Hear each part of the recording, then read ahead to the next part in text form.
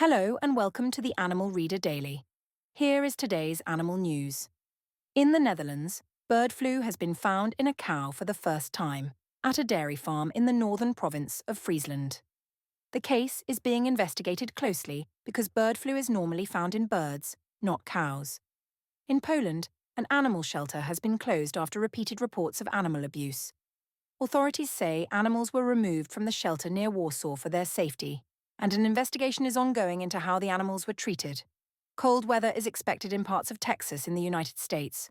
Officials warn that cold weather can cause serious health problems for pets and wildlife, and urge people to act quickly if animals appear to be in danger.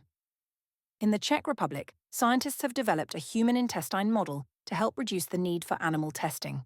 Researchers say this technology could lead to more accurate medical research while lowering the number of animals used in laboratory experiments.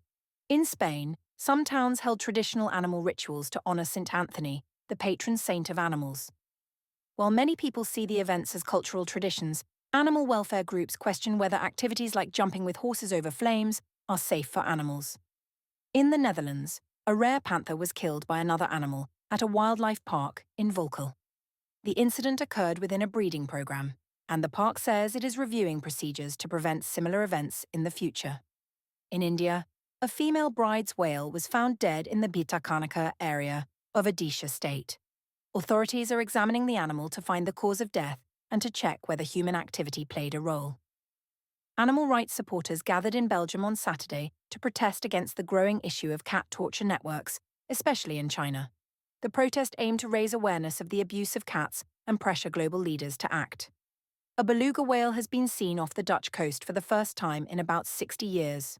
Marine experts say the sighting is very unusual and stress that people should keep distance so the whale can rest and move freely. That's the Animal Reader Daily for January 24, 2026. Thank you for listening and follow us for more animal news.